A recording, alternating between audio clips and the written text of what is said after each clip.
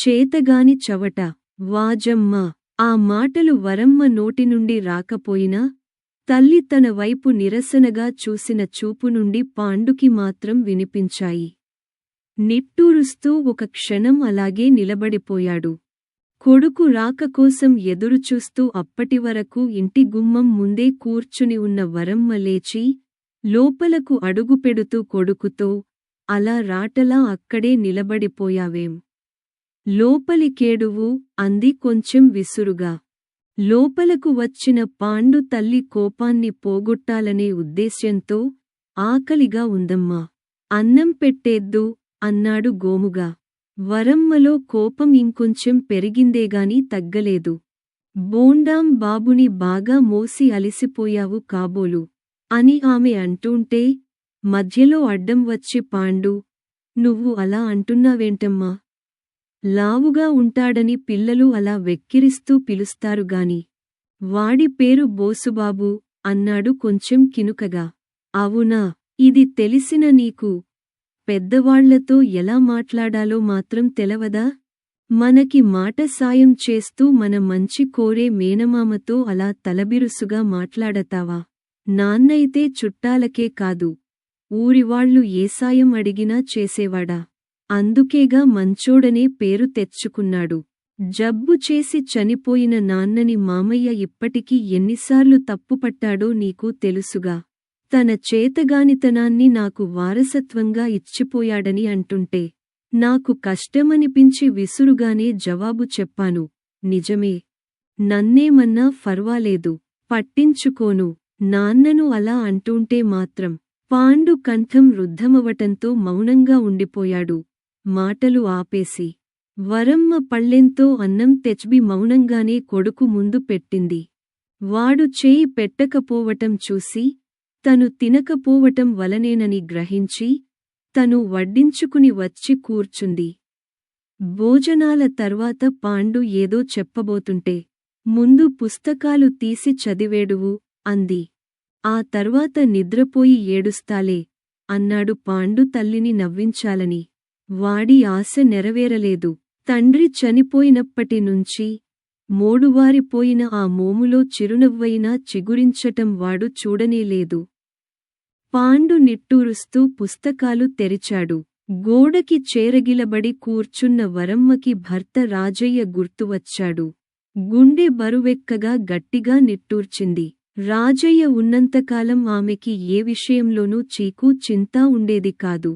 ఉన్నంతలో ఏ లోటూ రానివ్వకుండా చూసుకునేవాడు. ఉన్న కొద్దిపాటి భూమిలో కూరగాయల సాగు చేస్తూ రాజయ్య పైపనులకు వెళ్లేవాడు. ఆపైన పచ్చగడ్డి అమ్మకము ఎంతో కొంత ఆదాయాన్ని తెచ్చిపెట్టేది. ఏదో తెలియని జబ్బుతో రాజయ్య అకాల మరణం చెందాక, రాజమ్మ మీదే సంసార భారమంతా పడింది. ఒక్కడే కొడుకు కాబట్టి ఉన్న ఊళ్ళో అప్పటికి చదువు సాగిస్తున్నాడు. ఉంటున్న తాటాకుల పాకకి కొంచెం గట్టి గోడలు నిలబెట్టాలనే కోరికైతే ఉందిగాని నెరవేరటం లేదామెకు. ముందు ముందు ఇంకా ఎన్ని విధాలైన ఖర్చులు ఉంటాయో, ఎలా నెట్టుకురావాలోననే దిగులు ఆమె గుండెల్లో గూడు కట్టుకునే ఉంటుంది. అన్న అంటున్నట్లుగా, తన భర్త, కొడుకు పాండుకి తన చేతగానితనాన్నే వారసత్వంగా ఇచ్చిపోయాడా? ఇలాంటి వాడితో తనకి తిప్పలు తప్పవా? నిట్టూర్చింది. రాజయ్య పనులు చేయటమేగాని ఎవరినీ ఇంత ఖచ్చితంగా ఇవ్వాల్సిందేనని అడిగేవాడు కాదు. తను ఒకసారి చిరాకుపడింది కూడా. కష్టానికి తగ్గ ప్రతిఫలం ముక్కు పిండి వసూలు చేసుకోవాలిగాని చేతగానివాడిలా ఎంత ఇస్తే అంత తీసుకుంటావేమిటయ్యా అని. అందరూ మన ఊరివాళ్ళు అయిన వాళ్లే. భుజాలమీద చెయ్యేసే నెయ్యమే ఉందిగాని ముక్కు పిండి వసూలు చేసే యవ్వారం నా దగ్గర లేదు. అందుకే ఆనందంగా ఎంత ఇస్తే అంతే తీసుకోవటం అలవాటైంది అంటూ చిరునవ్వుతో ఇంకోమాట అన్నాడు. మీ నాన్న మన పెళ్లికి 3 ఎకరాలు ఇస్తానని చెప్పి 3/4 ఎకరంతోనే సరిపెట్టేస్తే, తగవు పెట్టుకోకుండా నిన్ను నెత్తిన పెట్టుకున్నానా లేదా? అబ్బో, ఏమో అనుకున్నానుగాని, నీకు మాటలతో మెత్తగా వాతలు పెట్టటం వచ్చునే అంటూ కోపంగా చూడాలనుకుందిగాని వీలుకాక నవ్వేసింది. అవును మరి, అతను తనను పువ్వుల్లో పెట్టినట్లుగా చూసే మాట నిజమే, కాదనటానికి లేదు.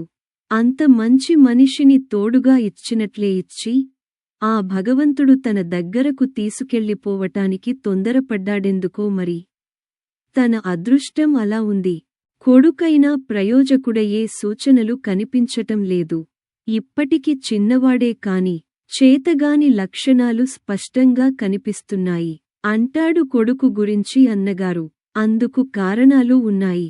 తమ దూరపు బంధువు కామయ్య తన ఆవును తమ పచ్చగడ్డి మడిలోకి తోలి, తేరగా మేత ఖర్చు తప్పించుకుంటున్నాడనే విషయాన్ని తమ చెవిని వేసి, అతనికి తగిన శాస్తి చేసే పనిని పాండుకి పురమాయించాడు.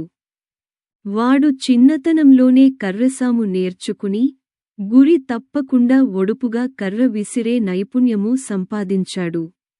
అంతేకాదు, పరుగు పెట్టాడంటే చువ్వలా దూసుకుపోతూ ఎంత దూరమైనా చిటికెలో చేరగలగటం కూడా అతనికి అలవడిన విద్యే. అయితే పాండు మేనమామ చెప్పినట్లుగా కాకుండా పూర్తి వ్యతిరేకంగా ఆ పని చేశాడు. గురి చూసి ఆవు కాళ్ళిరగగొట్టకుండా, దాన్ని బయటకు అదిలించి వాళ్ల ఇంటి దగ్గర ఓ పచ్చగడ్డి మోపు వేసి కామయ్య తల్లికి, మీ ఆవు రోజూ వచ్చి మా మడిలోని గడి మేస్తోందమ్మా. పాలిచ్చే ఆవుకి కడుపునిండా తిండి పెట్టాలిగదమ్మా అని చెప్పి వచ్చాడు. ఆ తర్వాత తల్లితో, కామయ్యకి శాస్తి చేయటానికి నోరులేని జీవి కాళ్ళు విరగగొట్టడం ఏమిటమ్మా? పాలిచ్చే ఆవును లేవకుండా చేసి వాళ్లను శిక్షించటం కంటే, ఇలా చేసినా సరిపోతుందనిపించింది మరి, అన్నాడు.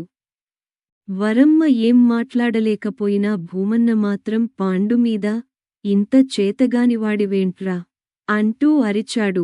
పాండు రోజూ బడినుంచి వచ్చాక 4-5 మోపుల గడ్డి కొందరికి వాడుకగా వేస్తూంటాడు.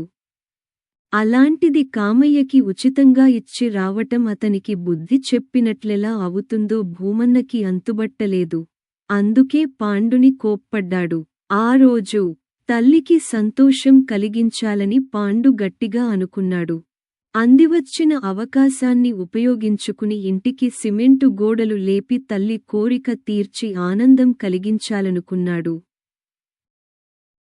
అంతకుముందు 10 రోజుల క్రితం స్కూల్లో జరిగే పరుగుపందెం పోటీకి పాండు తన పేరు ఇచ్చాడు. ఎవరో ఆ ఊరివాళ్లే తమ బంధువుల పేరుమీద 10th క్లాసు పిల్లలకి పరుగుపందెం నిర్వహించి 10,000 రూపాయల అవార్డు ప్రకటించి ఇస్తూండటం జరుగుతోంది. ఆ సంవత్సరం పాండు పేరు ఇచ్చాక, ఇక మిగతా పిల్లలెవరూ ముందుకు రాలేదు. ఒక్క బోసుబాబు అనే కుర్రాడు మాత్రం ఇచ్చాడు. దాంతో పాండుకే ఆ బహుమతి వస్తుందని అందరూ అనుకున్నారు. అందుకే ఆ వార్త కోసం ఎదురుచూస్తూ కూర్చున్న వరమ్మకి అన్నగారు భూమన్న వచ్చి, తమ అంచనా తప్పిందని, బోసుబాబే గెలిచాడనే వార్త ఆమె చెవిన వేసి యథాప్రకారం పాండుని 4 మాటలని అతడు వెళ్ళిపోయాడు. కొడుకు గురించి అన్నగారు అన్న మాటలు గుర్తుకురాగానే వరమ్మ కళ్ళు చెమరించాయి. కళ్ళు తుడుచుకుంటున్న తల్లి దగ్గరకు వచ్చి, ఎందుకమ్మా ఏడుస్తున్నావ్? అంటూ ఆరా తీశాడు పాండు. మన నొసట ఆ దేముడు ఏడుపే రాసిపెట్టినప్పుడు ఏడవటం కాక ఇంకేం చేయగలం? కోపంగా ఉన్న వరమ్మ నిష్ఠూరంగా అంది. పాండు చిరునవ్వుతో చూశాడు. అందుకేనా నువ్వు ప్రతి మాటకి ఏడు అని కలిపి చెబుతుంటావ్? అయినా దేముడు ఎప్పుడూ ఎవరి నుదుట అలా రాయడమ్మా. ఒకవేళ రాసినాగాని మనం నవ్వుతూ బతికేసి ఆ రాతను వమ్ము చేసేద్దాం, సరేనా? తల్లిని ఎలాగైనా నవ్వించాలనే ప్రయత్నంతో అన్నాడు. చాల్లే, మాటలకేం తక్కువలేదు. శక్తి చాలక గెలవలేకపోతే అనుకునేందుకేమీ లేదు. కాని నిర్లక్ష్యం వల్ల ఓడిపోవటం మాత్రం తప్పే, అంది. నేను చెప్పేది కూడా కొంచెం వినమ్మా. అనుభవించిన వాళ్లకే ఎదుటివారి కష్టం బాగా అర్థమవుతుందని నువ్వు అంటావుగా. మనకి డబ్బు సర్దుబాటుకాకనే డాక్టరు దగ్గరకు తీసుకెళ్లటంలో ఆలస్యం చేసి నాన్నను పోగొట్టుకున్నామని బాధపడుతూంటాం. అవునా?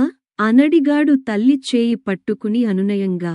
అయితే ఆ రోజు పరుగు పందెంలో పాల్గొనటానికి నాతో పాటు బోసు కూడా పేరు ఇచ్చేసరికి మా వాళ్ళంతా పాండుతో చాలలేమని మేమందరం ఊరుకుంటే నువ్వేమిట్రా దొర్లుకుంటూ గెలిచేద్దామనే అనుకుంటున్నావా అని ఎగతాళి చేశారు. వాడు కన్నీళ్లు పెట్టుకుని ఊరుకున్నాడేగాని మాట్లాడలేదు. ఆ తర్వాత చెరువు గట్టుమీద రోజూ రొప్పుతూ పరుగు ప్రాక్టీసు చేస్తుండటం చూసి ఆశ్చర్యపోయా. అప్పుడు వాడి నేస్తాలు అసలు విషయానికి చెప్పారు. వాళ్ళమ్మకి ఏదో జబ్బంట.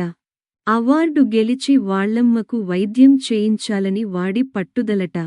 సరిగ్గా ఈరోజు పందెంలో బరి దాటబోతోంటే ఈ మాటలు గుర్తుకొచ్చి ఒక క్షణం వాడెక్కడున్నాడోనని చూశా. వెనకే రొప్పుతూ వస్తున్న వాడి ముఖంలో నాకప్పుడు వాళ్ళమ్మే కనిపించింది. ఈ కాస్త సమయాన్ని బోసు ఉపయోగించుకుని గీత దాటేసి గెలిచాడు. అందరూ చప్పట్లతో అభినందిస్తుంటే వాడు నావైపు గర్వంగా, ధీమాగా చూడలేదు. అన్ననో తమ్ముడినో కావిలించుకుంటున్నంత ఇష్టంగా చూశాడు. దాంతో నాకు సంతోషమేసి వాడిని ఇష్టంగా భుజాలకెక్కించుకున్నా. గెలవడంలోనే కాదమ్మా, గెలిపించటంలోనూ ఆనందముంటుందని నాకీరోజే అర్థమైంది. వాడి మాటలకు నిర్ఘాంతపోయిన వరమ్మ కొడుకువైపు 2 క్షణాలు కళ్ళార్పకుండా చూసింది. ఏమిటమ్మా అలా చూస్తున్నావ్? మామయ్యలా చేతగానివాడా అని తిట్టాలనిపిస్తే తిట్టెయ్యి అన్నాడు కొంచెం కినుకగా. అవును, నువ్వు నిజంగా చాలా గొప్ప చేతగానివాడివిరా అంటూ నవ్వింది. తల్లి నవ్వును చూసిన పాండు ఆనందంతో ఆమెను 2 చేతులతో చుట్టేసి, అమ్మా, నీకో సంగతి చెబుదామనుకుంటూనే చెప్పలేదు. కామయ్య అమ్మగారు అతనిని ఏం మందలించారో తెలియదుగాని కామయ్య నాతో మాక్కూడా ఓ మోపు పచ్చగడ్డి వేస్తూండరా. డబ్బు ముందుగానే ఇచ్చేస్తా అన్నాడు తెలుసా. నేనే వద్దన్నాను. అమ్మకు చెప్పి నెలాఖరుకే తీసుకుంటానని అన్నాడు. పగతో కాకుండా ప్రేమతోనూ మార్పు సాధించగలమనే విషయానికి ఇంత చిన్న వయసులోనే నీకెలా తెలిసిందిరా? మీ నాన్న వారసత్వంగా అబ్బిన లక్షణమా? ఫవాలేదు. నిన్నందరూ చేతగానివాడన్నా మంచిదే. నాకు దిగులేం లేదు. మనసులోనే అనుకున్న వరమ్మ కొడుకును దగ్గరకు తీసుకుని నుదురు చుంబించింది. ఈ కథ మీకు నచ్చినట్లయితే లైక్ చేయండి, కామెంట్స్ పెట్టండి. ఇంకా మీ బంధుమిత్రులకి షేర్ చేయండి. ఛానల్ని మొదటిసారిగా చూస్తున్నవారు సబ్స్క్రైబ్ చేసుకుని గంట పైన నొక్కి ఆల్ ఆప్షన్ సెలెక్ట్ చేసుకుని మమ్మల్ని ప్రోత్సహించండి.